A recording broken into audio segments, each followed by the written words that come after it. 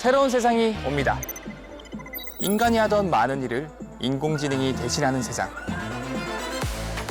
이런 변화를 이끄는 힘, 어디서 왔을까요? 바로 우리가 만든 데이터입니다. 엄청나게 많은 양의 데이터가 제각각의 모양으로 빠르게 움직이며 인공지능을 학습시키고 있습니다. 과연 우린 어디까지 나아갈 수 있을까요? 빅데이터로 미래를 잇는 시간. 안녕하세요. 과학 커뮤니케이터 엑소쌤 이선호입니다. 빅데이터와 결합한 인공지능이 획기적으로 발전하면서 그 활용 분야가 점점 늘어나고 있는데요. 덕분에 우리 일상생활도 많이 편리해지고 있죠. 외출 중에도 이 스마트폰으로 전자기기를 원격으로 작동시키는 것처럼 말이죠. 이런 쓰임이 바깥으로 확장이 된다면 어떨까요? 전혀 다른 놀라운 세상이 펼쳐지지 않을까요? 빅데이터 터치, 미래를 보다. 이번 시간은 빅데이터로 인해 변화하는 도시와 일터의 모습을 살펴보고자 합니다. 먼저 한동대학교 김현정 교수님을 모시고 미래형 도시, 스마트시티에 대해서 말씀 나누겠습니다. 안녕하세요. 저는 한동대학교 창의융합교육원 김현정 교수입니다. 공간 빅데이터 플랫폼 기반의 스마트시티를 연구하고 있습니다.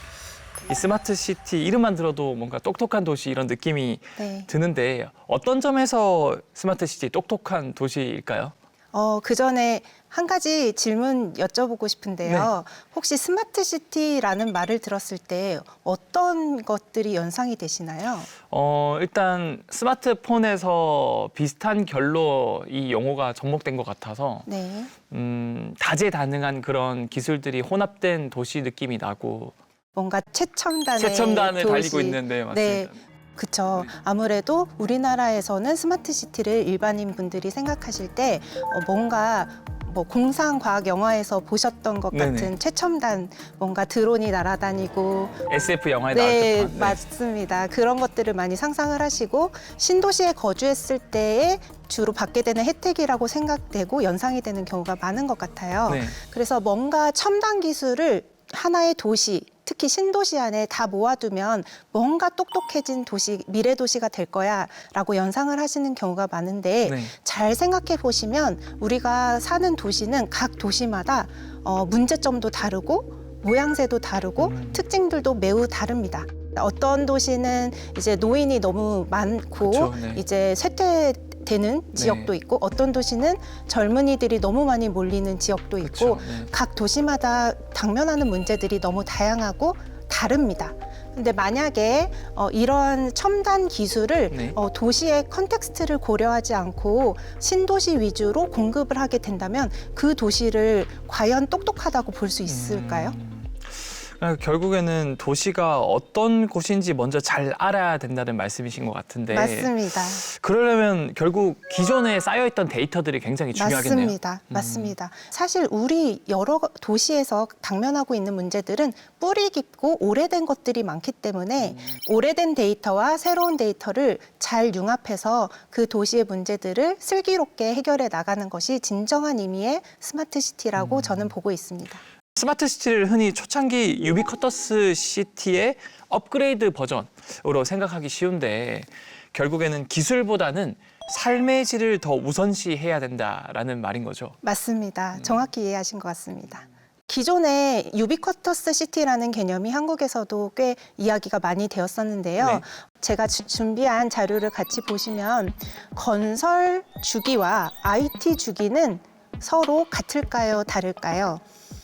일단 건설이라는 것 자체가 하루아침에 뭔가 건물이 뚝딱 만들어지는 건 아니니까 최소한 한 2, 3년, 뭐 길게도 한 5년, 10년은 걸릴 거로 생각하는데 IT는 또 하루가 다르게 바뀌니까. 맞습니다. 조금 쉬운 예시로 들자면 예전에 혹시 싸이월드 쓰셨나요? 싸이월드에서 이제 페이스북으로 넘어갔다가 지금은 인스타그램으로 넘어갔잖아요. 잘 생각해 보시면 굉장히 빠른 주기로 그 플랫폼이 바꿔 갈아타는 현상을 발견하실 수 있을 거예요. IT 인더스트리는 보시다시피 그 흥망성쇠가 굉장히 주기가 빠릅니다. 반면에 건설 주기 같은 경우는 아까 네. 2, 3년 정도 얘기해 주셨는데 네. 이런 대규모 토목공사와 함께 진행되는 건설 같은 경우에는 정말 많은 비용이 들기 때문에 프로젝트 파이낸싱이라는 많은 사람들의 돈을 출자를 해서 네. 그 건설이 사업 타당성이 있는지까지 판단을 해서 네. 그 다음 계획이 확정되고 나서 건설이 진행이 됩니다. 건설 산업의 주기가 굉장히 길고 네. 오래 걸리는 반면에 IT 산업 주기는 굉장히 빠르게 변화하기 때문에 네. 계획 당시에 생각했던 최첨단의 기술이 건설이 끝나고 나서는 더 이상 최첨단 기술이 아니게 되는 방식으로 이어지기 때문에 네. 지속 가능한 UCT 건설이 어려웠다고 분석이 되고 있습니다. 결국에는 당시에는 뭔가 최신 굉장히 쿨하다, 핫하다 해서 네. 넣었는데 이 대단지가 건설될 시점에서는 이미 한물 가버린 맞습니다. 기술이 된다고 볼 수 있는 것 같고요. 맞습니다. 그런데 이 대부분의 스마트 시티를 이야기할 때 첨단 기술의 융합 도시 그리고 신기술 중심의 도시 이렇게 홍보하지 않습니까? 네, 왜냐하면 빠른 아웃풋을 원해서 그런 것 같아요. 이거는 첨단 기술의 융합이라는 관점으로 스마트 시티를 바라보게 된다면 네. 계속해서 신기술이 나올 때마다 새로운 기술로서 교체를 해줘야 되기 때문에 굉장히 많은 유지 보수 비용이 들게 됩니다. 네. 진정한 스마트 시티는 여러 첨단 융합 기술을 유지 보수하느라 많은 비용을 들이기보다는 여러 가지 의사결정을 조금 더 효율적이고 효과적인 방식으로 수행할 수 있어서 결국에는 비용이 줄어드는 방식으로 가는 게 맞다고 생각합니다.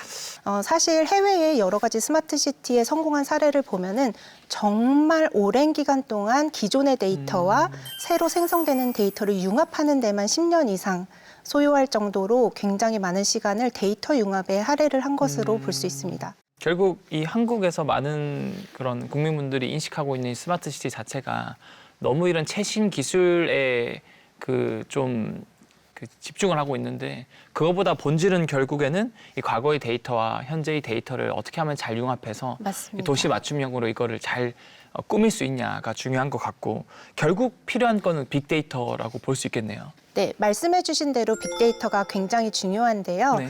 옛날 데이터도 있고 우리 데스크에 있는 그런 하드카피 데이터도 그렇죠. 있을 수 있고 컴퓨터 안에 있는 엑셀 데이터도 있을 수 있고 네. 실시간으로 전송되는 비정형의 데이터도 있을 수 있습니다. 네. 그러면 이렇게 다양하고 과거의 것과 현재의 것이 모두 다 섞여 있는 이런 모든 데이터를 많다고 중요한 게 아니잖아요. 그렇죠. 근데 데이터의 속성을 보자면 모든 데이터의 80%는 공간 속성을 가지고 있다고 합니다. 공간 속성을 기준으로 네. 융합을 하게 된다면 이 도시에 어떤 문제가 발생됐고 어떤 문제가 일어나고 있고 어떤 문제가 일어날지에 대해서까지 예측할 수 있게 되는 겁니다.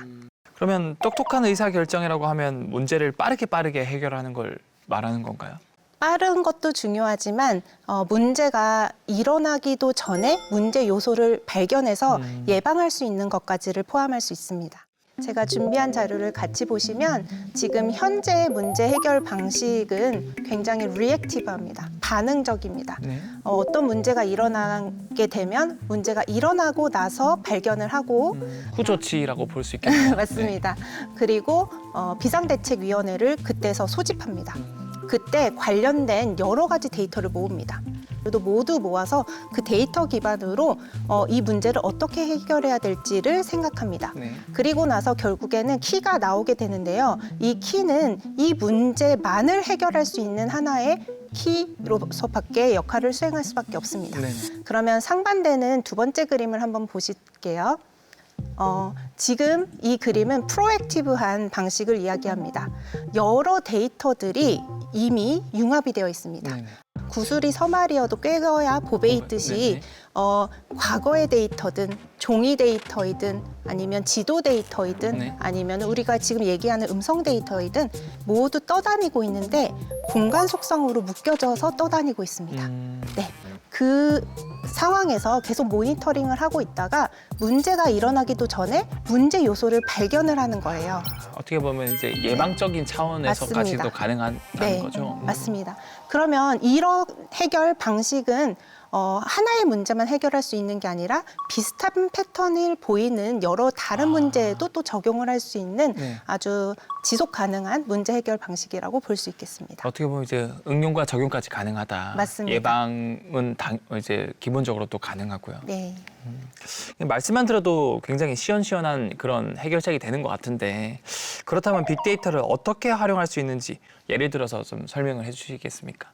예를 들면 뉴욕시의 택시 사례를 한번 말씀드리면 좋을 것 같아요. 네. 각 도시마다 문제가 다양하다고 말씀을 드렸잖아요. 뉴욕시를 생각하면 어떤 이미지가 떠오르세요? 제가 뉴욕을 가봤는데 네. 그 맨하튼에 굉장히 막혀 있고 맞죠? 네. 맨날 빵빵거리고 그렇죠, 그렇죠. 미국 드라마 보면은 막 택시 서로 내가 먼저 잡았는데 뒤에 있는 사람이 낚아채고 뭐 이런 경우도 네. 있잖아요. 택시가 혼잡도가 굉장히 높아요. 뉴욕의 도시의 문제는 택시 혼잡도가 높다라는 게 여러 문제 중에 한 가지입니다. 네. 그래서 뉴욕의 택시 운행 데이터가 비정형인 상태로 떠다니는 거를 그대로 계속해서 모으기만 했어요. 이거를 어디에 써야지라고 목적을 정하지 않고 네. 일단 그거를 모니터링을 계속한 겁니다. 특정 시간대에 특정한 위치 두 군데에서만 너무나 심한 체증이 발생하는 걸 발견한 거예요. 패턴을 발견한 겁니다. 네. 그래서 그 지역을 살펴봤더니 이 지역의 특정 시간대의 특정 위치에 택시 수요가 굉장히 높기 때문에 도시 전체적으로의 혼잡도도 높아지는구나라는 걸 발견하게 됐어요. 그래서 결국에는 그 두 지역 사이를 잇는 새로운 대중교통 노선을 넣음으로써 전체적인 교통 문제를 조금 해결하는 데 일조를 한 그런 케이스가 있습니다. 여기서 주목할 점은 처음에 우리가 시작했을 때 스마트 시티를 어떻게 생각하세요? 라고 했을 때 네. 뭔가 첨단 도시이고 그렇죠. 뭔가 신도시에만 있는 혜택인 것 같고 이러셨잖아요. 네. 근데 지금 방금 제가 드린 예시 같은 경우에는 신도시든 구도시든 다 상관이 가능한 없고 거죠. 네. 오히려 사실 구도심에서 더 체증이 많은 경우가 많기 때문에 더 적용이 가능하고 뭔가 최첨단 기술이 딱히 없어요. 그렇죠, 그렇죠. 데이터를 떠다니는 걸 보기만 했을 뿐이에요. 그랬는데 문제를 해결했고 결과적으로는 비용을 줄이게 됐죠. 그래서 기존에 말씀드렸던 유비쿼터스 시티 방식과 굉장히 다른 방식의 스마트 시티의 예시가 될 수 있을 것 같아요. 가장 최고의 예인 것 같아요. 이 스마트 시티라는 게 무조건 새로운 장비, 기술이 도입돼야 된다라는 게 아니라 이 빅데이터를 통해서 우리가 개선을 하고 네. 그거 자체가 똑똑해지는 도시가 되고 네. 거기에 있는 분들도 이런 사회 경제적 비용을 줄일 수 있고 네. 이런 거 보면은 우리나라 서울이나 부산 같은 경우도 사실 굉장히 교통 문제가 심각하거든요. 맞습니다. 특정 러시아워 이런 출퇴근 시간대는 더 많이 막히고요. 이런 걸 도입해 보면 좋겠다 싶은데 이게 모든 도시에 해당하는 건 아니죠.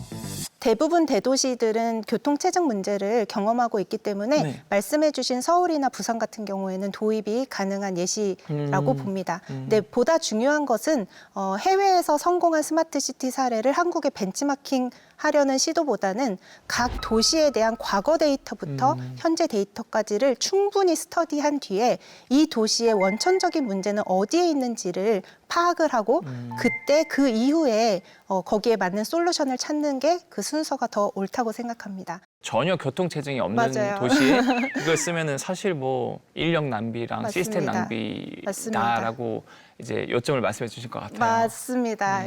예를 들면은 스페인에는 스마트 쓰레기통이 있어요. 네네. 그래서 그 지역은 쓰레기 때문에 몸살을 앓고 있는 지역입니다. 근데 그게 굉장히 유명해졌어요.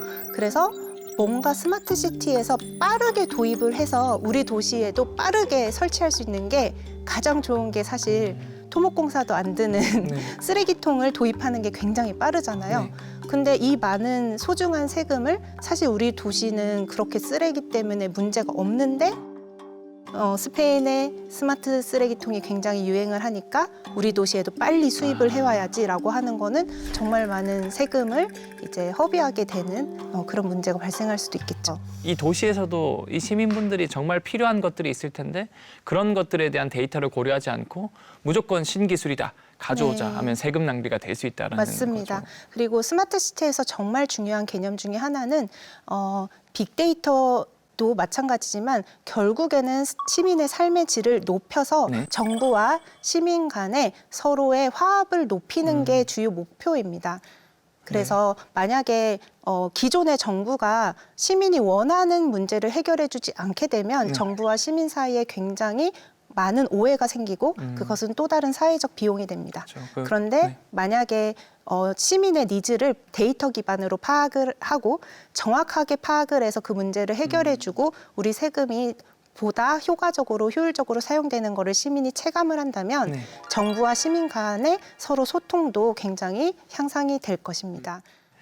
그러면 결국 누굴 위한 스마트냐, 시민을 고려하지 않는 스마트 시티는 아무 의미가 없다는 생각이 드는데 기술보다는 인간에 결국 초점을 맞춰야 되는 것 같아요. 네. 인간의 삶을 풍요롭게 해주는 기술이 무엇인지를 고민해봐야 될 것 같은데 그러려면 우리 시민분들의 역할도 중요할 것 같습니다. 똑똑한 도시가 되려면 일단 시민이 똑똑해야 됩니다. 그리고 정부가 하는 일에 관심을 가지고 제대로 우리 세금이 잘 사용되고 있는지를 모니터링을 하셔야 됩니다. 그리고 정부의 입장에서는 데이터를 오픈을 하셔야 됩니다. 여러 가지 문제로 오픈이 아직 되지 않은 데이터들도 많습니다. 그런데 설령 잘못된 데이터라 할지라도 그 데이터를 오픈을 하게 되면 시민들이 그걸 고쳐줄 겁니다. 그러면 결국에는 우리가 가진 모든 데이터들이 보다 정확해지게 되고 이 정확한 데이터 기반으로 모든 의사결정을 하게 된다면 정부와 시민 모두 똑똑해지는 진정한 스마트 시티가 될 것입니다. 예전에 개그 프로그램에서도 대화가 필요해라는 말이 있는 것처럼 양방향으로 소통이 되면은 네. 굉장히 큰 시너지 효과를 낼 수 있을 것 같다라고 네. 정리를 할 수 있을 것 같습니다. 맞습니다. 그렇다면 시민의 삶을 풍요롭게 만들어줄 스마트 시티를 만들기 위해서 데이터가 어떻게 더 쓰이면 좋을까요? 데이터가 더 쓰인다기보다는 하루빨리 과거의 데이터와 현재의 데이터, 미래의 데이터를 융합할 수 있는 시스템을 만드는 게 더 급하다고 생각합니다. 제가 데이터를 오픈하라는 이유도 마찬가지입니다. 그 데이터가 없기 때문에 앱을 못 만드는 경우도 많거든요. 그쵸. 왜냐하면 대부분의 데이터는 정부가 소유를 하고 있으니까요. 네네. 만약에 정부가 데이터를 오픈을 해주게 된다면 네. 그 안에서 수많은 비즈니스 기회가 생길 겁니다. 네네. 그 안에서 여러 가지 앱들을 자유롭게 스타트업들이 젊은이들이 만들 거예요. 그래서 정부가 그 모든 데이터를 다 컨트롤하면서 책임을 지면서 앱을 만드는 부담을 지는 것보다는 네. 차라리 데이터를 오픈을 하고 그 오픈된 데이터 안에서 비즈니스 기회를 갖게 해주는 많은 스타트업들이 더 좋은 기발한 새로운 앱들을 개발할 수 있게 만들어주는 환경, 그러한 환경 구축이 정부가 해야 되는 역할이라고 생각합니다. 이 코로나19 팬데믹 상황에서도 그 코로나 알림이 앱을 어떤 학생이 만들었는데 맞아요. 그래서 정부가 사실 더 많은 정보를 가지고 있지만 아직 오픈하지 않는 데이터도 많습니다. 근데 만약에 그거를 그런 사생활과 관련된 데이터를 제외하고 오픈을 한다면 네. 사실 더 정확한 앱을 만들어낼 수 있을 겁니다. 네. 사실은 저도 이거 보면 생각났는 게 같은 재료의 데이터를 주더라도 그 재료를 이용해서 만들 수 있는 음식은 다양하다고 생각하거든요. 맞습니다. 그래서 결국 이런 집단 지성의 힘을 빌려서 정부에서 당연히 사생활적인 부분은 숨겨드리고 그 외의 모든 것들을 있는 그대로 제공한다면 그걸 통해서 가공돼서 나오는 수많은 그런 다양한 그런 가공물들은 결국 우리 대한민국을 더 맞습니다. 눈부시게 만드는 그런 맞습니다. 결과물이 될 수 있을 거라고 생각을 네. 합니다. 네, 오늘 굉장히 유익한 말씀 너무 감사드리고 끝으로 하고 싶은 말씀이 있다면? 마지막으로 다시 강조해서 드리고 싶은 말씀은 스마트 시티는 첨단 기술이 융합된 신도시 위주의 특정한 도시라는 이미지라기보다는 사실은 과거의 고질적인 문제부터 시작해서 현재의 문제, 미래의 문제까지를 파악을 하고 그리고 데이터 기반으로 의사결정을 할 수 있는 똑똑한 도시라는 것을 기억해 주셨으면 좋겠습니다. 그래서 더 이상 우리 도시가 그런 첨단 기술을 유지보수하느라 많은 비용을 들인다기보다는 똑똑해진 의사결정을 통해서 많은 비용을 오히려 절감할 수 있는 진정한 의미의 똑똑한 도시가 될 수 있다는 것을 한 번 더 강조드리고 싶습니다. 네. 우리가 사는 공간을 똑똑하게 바꾸는 것은 과연 무엇인가를 생각해 보았는데요. 기술만큼이나 중요한 게 결국 이 데이터를 만들어내는 우리의 참여와 행동이 아닐까 싶습니다. 좋은 말씀 들려주셔서 감사합니다. 네, 감사합니다. 정보통신 기술을 기반으로 한 4차 산업혁명은 제조업의 풍경도 크게 변화를 시키고 있습니다. 생산 라인에 자동화는 기본이고요. 보다 효율적이고 최적화된 시스템들이 도입되고 있는데요. 이러한 큰 변화의 핵심은 바로 빅데이터입니다. 빅데이터 터치, 미래를 보다. 이번 시간은 이 제조업의 풍경에 큰 변화를 주고 있는 빅데이터는 어떤 연관성이 있는지 알아보도록 하겠습니다. 경상대학교 김영순 교수님을 모셨습니다. 안녕하세요. 네, 안녕하십니까. 경상대학교 정보통계학과에 재직 중인 김영순이라고 합니다. 사실 제조업 하면은 공장 모습이 저는 떠오르거든요. 네.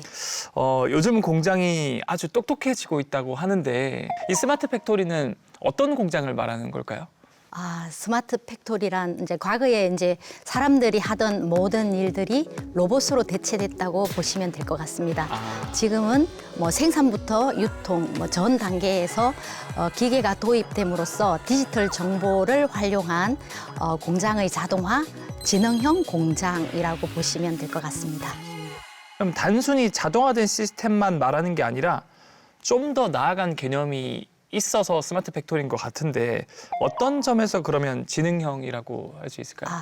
지능형이라는 거는 이제 기계가 도입되다 보니 맹목적으로 시키는 일만 한다기보다는 네. 약간 사람하고 좀 대화를 하면서 유기적으로 네트워크하면서 한다고 보시면 되는데 네. 예를 들면 이제 제조 과정에서 제품을 만든다고 할 때 뭐 온도나 습도와 같은 환경 데이터들이 집적되게 될 것인데 그러면 기계가 이 데이터들을 실시간으로 분석함으로써 뭔가 이상 징후를 포착하게 될 것이고 그렇게 되면 이제 사인을 주게 될 것입니다. 그러면 이제 공장의 담당 직원들이 이제 그 알람 사인에 대한 조치를 하게 되는데 이러한 과정에서 마치 기계와 사람이 대화하듯 지능을 가진 기계가 일정 대화를 하듯이 하는 그런 개념이라고 보시는 게 지능형이라고 이해하실 수 있을 것 같습니다. 그럼 상상을 해보자면은 네. 이런 공장의 기계들이 항상 베개의 힘으로 에너지를 써서 하는 게 아니라 예를 들어서 뭐 여름에 특정 온도가 뭐 한 40도 이상 올라갔다. 네. 그러면은 너무 열이 발생이 많이 하면 고장 날 수도 있으니까 그렇죠. 실시간으로 이 온도를 측정해서 지금은 100을 쓰면 안 되고 한 80%로 출력을 낮춰야 됩니다. 네. 이런 식으로 유기적으로 공장에 일하시는 분과 기계 장치 시스템 장치가 서로 이제 최적화를 계속 해주고 있다라고 봐도 되겠네요. 네, 그렇습니다. 네. 근데 이제 처음부터 그렇게 되는 건 아니고 기계에게 그동안 집적된 데이터를 가지고 최적의 이제 생산 환경에 대한 이제 교육을 시켰다고 보시면 될 것 같습니다. 그럼 공장 전체가 스마트하게 움직이도록 학습시키는 과정이 필요할 것 같은데 네네. 이때 필요한 것이 이 말씀해주신 이 데이터와 그다음에 기계학습이라는 표현이 있는 것 같은데 네. 좀 자세히 설명을 해주시면 좋을 것 같아요. 네, 알겠습니다. 뭐 빅데이터라는 개념들은 요즘에 많이 듣게 되는 개념 중에 하나인데 과거에는 데이터라고 하면 아주 정형화되어 있는 데이터만 분석을 한 경우가 있습니다. 지금은 이제 빅데이터라는 개념이 비정형화되어 있는 자료들이 예를 들면 매체, 영상 또는 이미지, 뭐 소리와 같은 전 영역의 데이터들이 실시간으로 쌓인다라고 보시면 그 데이터의 규모가 얼마나 큰지 상상을 하실 수 있을 것 같습니다. 그걸 이제 분석을 하기 좋게 이제 다듬어야 되는데 데이터 기반으로 뭔가 모형을 만들어서 우리가 원하는 정보를 얻어야 되는 과정이 필요한 것 같습니다. 네. 그래서 이제 기계학습이라는 말을 들어보셨는지는 모르겠는데 기계에게 학습을 시키는구나라고 상상을 해보시면 될 것 같습니다. 기계라는 것은 결국 컴퓨터라고 보시면 될 것 같고 컴퓨터에게 이제 지능을 좀 주입을 시키려고 많은 노력을 했는데 숫자 8을 기계가 알아듣게 하기 위해서 8이라는 숫자는 위아래 동그라미 원이 이렇게 인 거야. 그리고 이게 찌그러져 있어도 숫자 8이라고 모든 가능한 경우에 대한 지식들을 다 입력을 해야만 기계가 8이라고 할 수 있었다고 본다면 현재의 이제 기계학습이라는 방법은 그 컴퓨터에게 8이라는 것을 주입시키는 게 아니라 온갖 8이라는 글자가 쓰여 있는 이미지를 다 보여주고 나서 어떤 경우든 8이라고 네가 응답을 해야 된다라는 것이 기계학습 기반이라고 보시면 됩니다. 앞에 말씀드렸던 방법은 규칙 기반에 의한 학습이라고 보시면 되는데 그 규칙 기반이라는 학습이 기계로 하여금 어떤 조건을 입력하지 않으면 기계가 그것을 알 수가 없는 이제 상황이 되는데 가장 이제 심각한 부분이 바로 인식을 하는 부분이 되겠습니다. 패턴 인식. 그러니까 뭐 눈사람을 주더라도 숫자 8이라고 할 가능성이 있다는 건데 이제 데이터 기반으로 기계학습 모형을 쓴다라고 하면 이제 그러한 이제 오분류율이 좀 줄어든다고 보시면 될 것 같습니다. 이게 교수님께서 해준 개념이 비지도 학습, 지도 학습 이렇게 나뉘는 것 같은데 만약에 고양이로 예를 들자면 예전에 지도 학습 경우는 내가 이제 너에게 고양이에 대해서 알려줄 거야. 고양이는 다리가 4개 있고 꼬리가 하나 달려 있고 그다음에 털이 있어. 이게 고양이야 하면 고양이 사진을 보여주면 다리 4개 있고 꼬리가 있고 털이 있네? 고양이 맞습니다라고 대답을 하지만 강아지 사진을 보여줘도 고양이다라고 대답을 할 수가 하는 그런 한계가 있어서 결국 그 하나의 특징을 일일이 다 이제 인간이 주입을 해줘야 되는데 그 특징은 무한하기 때문에 사실은 한계가 있었다. 그래서 비지도 학습 같은 경우는 아예 처음부터 뭔가 특징을 알려주는 것보다는 고양이에 대한 특징을 아예 수백만 장의 사진을 보여주고 얘가 고양이니까 너가 알아서 공부해. 그러면 이제 고양이는 이런 고양이 이게 고양이구나라고 스스로 이제 공부를 하고 또 하나 더 강화 학습이라고 해서 여기서 좀 더 얘네들이 빠르게 습득을 하는 방법이 뭘까 했을 때 너가 이거 내가 문제 냈을 때 잘 맞추면 내가 상을 줄게. 그리고 틀리면 너 점수를 깎을 거야. 그래서 얘가 설계 자체가 점수를 잘 받게끔 설계가 돼 있으면은 이 강화 학습 덕분에 좀 더 빠르게 습득이 한다. 제가 지금 비유한 게 제대로 비유가 된 건가요? 특히 이제 강화 학습 같은 경우는 이제 20문제를 낸다고 할 때 문항 하나하나를 맞는데 초점을 두기보다는 전체 다 풀었을 때 최대의 점수가 나올 수 있도록 하는 것이고 이 시험을 마치고 나면 그분은 다음 문제가 비슷하게 나오면 틀릴 가능성이 없습니다. 왜냐하면 이미 그게 학습을 했기 때문에 그것으로 인해서 다시 그 자체가 데이터로 되어서 같은 실수를 반복하지 않는다라고 보시면 될 것 같습니다. 최소 그 전 점수랑 같거나 더 높은 점수를 얻을 수 있겠네요. 그렇죠. 알겠습니다. 이 최첨단 자율주행차나 또는 뭐 폭발물 탐지 로봇 그리고 우리가 한 8년, 9년 전에 유명했던 그 알파고 그때 대국도 그렇고 이런 것들이 결국 기계학습으로 탄생을 했다고 저는 알고 있는데 이 스마트 팩토리에서는 이렇게 기계학습된 시스템이 실시간으로 데이터를 분석했어. 그다음에 모든 과정을 효율적으로 관리를 하는 거죠. 그렇죠. 이제 뭐 전 분야에 다 기계학습 모형이 들어간다라고 볼 수 있겠지만 특히 현재 중소기업 기준으로 봤을 때 가장 중소기업에서 원하는 것은 제품을 쭉 만들어 놓고 나서 그 제품이 양품인지 불량인지를 자동으로 분류하는 문제에 관심이 가장 많은 것 같습니다.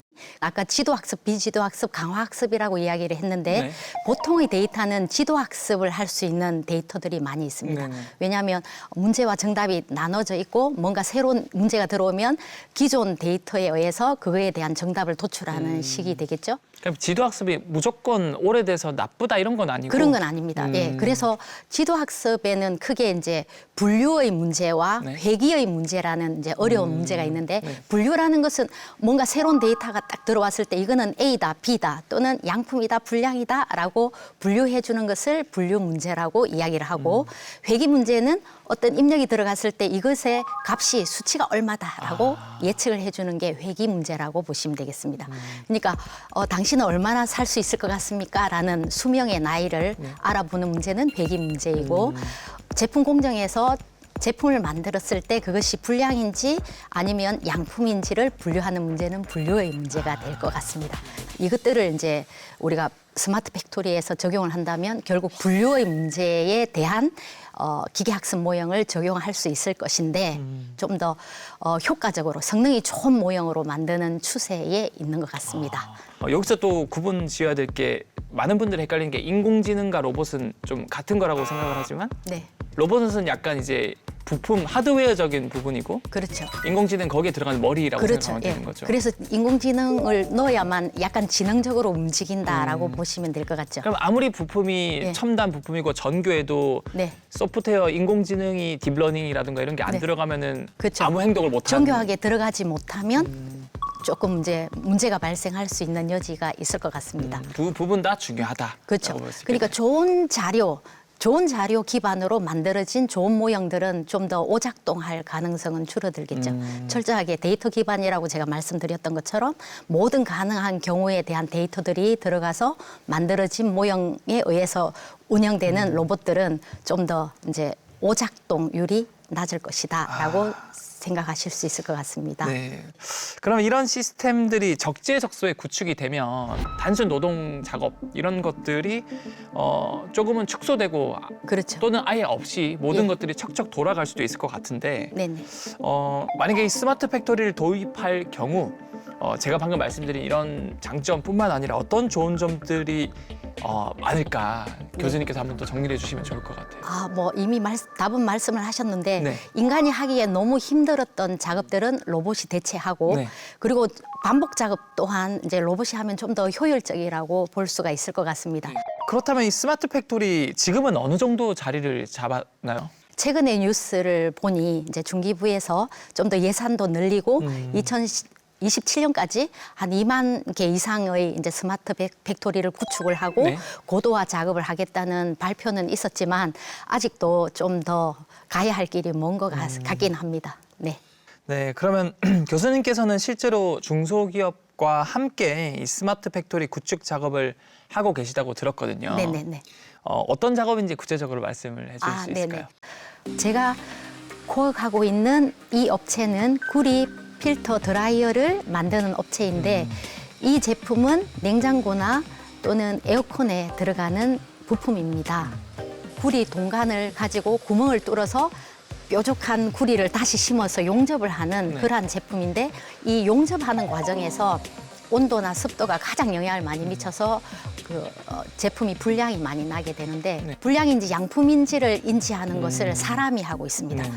한 10개 정도 만들어지면 그때 눈으로 보고 불량을 빼내고 10개씩 이렇게 제품을 딱 고장을 하는 네. 그런 작업인데 이 부분은 이제 자동으로 카메라로 찍은 그 제품이 불량인지 양품인지 이것을 판단할 수 있는 모형을 만들어서 한다면 사람이 검사를 하지 않더라도 자동으로 정상 또는 불량으로 이렇게 나뉘면서 자동 포장까지 자동화할 수 있는 그런 여지가 있는 것 같습니다. 그래서 이제 그 부분에 좀 같이 코웍을 하고 있는 중인데 제조 전 공정 라인에 이제 카메라와 그다음에 그 제품이 만들어지는 환경 데이터, 뭐 온도나 습도와 같은 데이터들을 1초당 하나씩 이렇게 집적하는 작업들을 해놨습니다. 제품이 딱 만들어지고 나면 카메라를 찍습니다. 딱 찍고 나면 그 용접이 잘못됐는지 미용접이 됐는지 너무 과하게 용접이 됐는지 아니면 용접을 하다가 온도가 높아서 녹아버렸는지에 대한 그것들을 분류해내기를 원하는데 이제 조금 힘든 부분은 데이터는 많이 집적되고 있지만 오류가 거의 안 난다고 보시면 될 것 같습니다. 그러다 보니 오류 데이터가 정상 데이터보다 훨씬 과소하게 작다 보니 이제 이 모형을 만들 때 이것도 불량이야, 저것도 불량이야라고 기계하게 알려줘야 되는데 그 많은 케이스가 없다 보니 이제 모형이 아직 완벽하다라고 보기는 힘들지만 이제 저희가 이제 그 기계학습 모형 전처리 과정에서 이미지들을 좀 더 이렇게 변형시키는 방법들이 있어서 이제 데이터를 정강시키는 기법을 이용해서 이제 만들어 보기도 했었습니다. 어떻게 보면 비유를 들자면 이 고양이 강아지 아까 비유 제가 든 것처럼 네네. 네, 고양이 사진은 굉장히 많은데 그러니까 네. 양품은 잘 나오는데 예. 이제 강아지 사진 사진이 그러니까 어제 분량이 거의 뭐 10,000개, 1,000개꼴로 만약에 비율을 그렇죠. 나온다면 네. 예. 사실은 강아지 사진도 많이 있어야 강아지를 맞습니다. 구분할 수 있는 것처럼 네네. 분량 사진도 많이 나와야 이거를 네. 결국에는 정확하게 불량품을 분류할 구분할 수 수 있는 있는. 거죠. 그럼 분량을 일일이 찾아낸다는 것 자체가 쉬운 일은 아닐 것 같은데 이런 경우는 어떻게 해결을 할 수 있을까요? 저희도 이제 오브젝트 디텍션이라는 그 객체 탐지 모형을 가지고 현재 방금 말씀드렸던 그 제조 공정의 불량 제품을 판단하는 모형을 만들었습니다. 이 화면을 보고 특정 객체를 탐지하는 기술이라고 보면 되겠네요. 그렇죠. 맞습니다. 네. 이미지를 딱 주고 얘는 불량이라고 계속 인식을 시키고 얘는 정품이라고 인식을 시키다 보면 이제 이미지 사진이 그 용접한 제품이 이미지의 위쪽에 있을 수도 있고 아래쪽에 있을 수도 있고 가운데 있을 수도 있는데 그것을 이제 바운딩 박스라고 해서 이미지를 한 단계 한 단계 이렇게 순차적으로 서치를 하면서 그 딱 용접된 부분을 맞춘 다음에 용접의 테두리를 돌아가면서 얘가 불량인지 아닌지를 찾는 방법이라고 보시면 될 것 같습니다. 그럼 이 스마트 팩토리라고 하면 단순히 자동화된 시스템만 떠올리기 쉬운데 네. 어떻게 결함을 찾아내고 또 예방하는 것까지 다 포함이 된다고 볼 수 있나요? 뭐 찾아만 내면 사실은 예방이 될 수 있는 게 예를 들어 쭉쭉쭉 이제 불량을 찾았는데 그 불량이 나타나는 환경을 전 단계에서 분석을 하게 되면 네. 아 이런 환경에서 예를 들어 온도가 몇 도 이상이거나 네. 습도가 어느 정도 올라갈 때 주로 뭐 용접에 불량이 나더라라는 게 있다면 전 단계에서 용접하는 전 단계에서 환경 데이터를 자동으로 분석을 해서 그 관리더라고 보통 이야기를 하는데 그 라인이 가능한 라인을 벗어나게 되면 이제 알람을 주는 그런 방식으로 예방을 할 수가 있습니다. 이게 결국 저도 기사에 본 것 같은데 인공지능을 도입을 해서 최적화되는 알고리즘을 바꿔서 공정을 바꿨더니 똑같은 양을 투입해도 훨씬 많은 이득을 얻는 사례도 제가 그렇겠죠. 얼핏 기억이 나거든요. 네네 맞습니다. 그래서 결국에는 같은 재료를 가지고 훨씬 많은 네. 그 순 이득을 이익을 얻을 수 있는 게 예방을 할 수가 있다는 거죠. 인간이 미처 네네. 찾지 못했던 네. 이득이 될 만한 변수들이 그렇죠. 많고 인공지능이 그런 것들을 찾아줄 수 있다. 그렇죠. 예. 그래서 뭐 제가 아까 말씀드렸던 그 구리 필터 같은 경우도 용접을 한번 해서 불량이 나버리면 그것을 폐기 처분해야 됩니다. 그 이유는 아까 불순물을 제거하는 것을 그 구리 안에다 넣다 보니 재활용이 불가능합니다. 구리라는 것 자체가 워낙 원자재 가격이 비싼데 불량이 나버리면 사실은 손실이 많이 입게 될 건데 전 단계에서 용접하는 전 단계에서 미리 그 부분을 딱 사인을 준다라고 하면 예방이 된다고 보시면 될 것 같습니다. 네. 이 빅데이터와 인공지능의 결합이 굉장히 이 공장에서도 큰 역할을 하네요. 네. 그렇다고 볼 수 있습니다. 저는 또 이게 궁금했던 게 이 안전 문제, 사실 공장에서 다치는 분들이 많잖아요. 네, 맞습니다. 최근에도 어느 유통센터에서 이 산업 로봇을 점검하던 노동자분께서 그렇죠. 제 기억으로 이 로봇이 이 짐으로 인식을 해서 그렇죠. 박스로 인식을 해가지고. 그렇죠. 이게 포장을 한다고 해야 된다라는 그런 그 자기만의 알고리즘에 의해서 노동자분이 사망한 사건이 기사가 떴잖아요. 네네. 이 스마트 팩토리를 적용한다면은 뭐 생산성 이런 것뿐만 아니라 어떻게 보면 안전한 환경을 만드는 데도 기여가 될 수 있을까요? 그렇죠. 뭐 사실은 기존에 사람들이 할 수 없는 험한 부분이 이제 기계가 대체를 했다라는 게 이제 첫 번째일 것 같고 그 사고 같은 경우도 사실은 사람이 이렇게 서 있으면 그게 마치 박스처럼 보일 수도 있을 거잖아요. 네. 그러니까 사람의 이미지를 가지고 이게 박스가 아니라는 것을 사실은 학습을 많이 데이터를 시켜줬어요. 가지고 네. 학습을 해야 되는데 그게 사람이 어느 각도에 서 있는가에 따라서 그게 박스로 보일 수도 있을 것 같습니다. 그러니까 좀 더 기계학습 모형을 만들 때 많은 데이터가 기반으로 되어야 되지 않을까라는 생각이 듭니다. 결국 진짜 빅데이터가 중요하다. 네네. 이게 사람을 예. 기존의 박스랑 구분 지어 주려면은 그렇죠. 결국 많은 데이터가 필요하고 그렇죠. 그런 것들이 결국 쌓이면 쌓일수록 정교해져서 네. 이런 안전 같은 부분도 훨씬 이 안전성을 높일 수 있다. 그렇죠. 그러니까 예를 들어 뭐 아까 오브젝트 디텍션이라고 말씀드렸는데 네. 서치를 할 때 기계가 이제 서치를 하게 될 건데 그 바운딩 박스가 정사각형도 있어야 되고 직사각형도 있어야 네. 되고 박스의 모양이 다양할 수 있는데 그 공장에서는 뭐 동일한 박스만 있다고 하더라도 네. 사실은 모든 가능한 경우에 그 바운딩 박스들을 가지고 인식하게끔 하는 이제 데이터들이 기반이 되어야 되지 않을까라는 생각이 듭니다. 자, 사실 직원분들은 안전 문제 말고도 또 다른 걱정도 있을 것 같아요. 이렇게 기계가 많은 일을 해내면 당연히 좋고 단순 노동 안 해도 되고 뭐 공장의 생산성도 올라가고 매출도 올라가고 다 좋지만 네. 결국 사람이 하던 일이 대체가 되는 거잖아요. 네네. 그럼 거기에서 일하던 사람들은 어떻게 보면은 내 일자리가 없어지는 거 네네. 아닐까라고 네. 걱정을 하기도 하고 이 일자리 문제에 대해서는 어떻게 생각하시나요? 아, 네.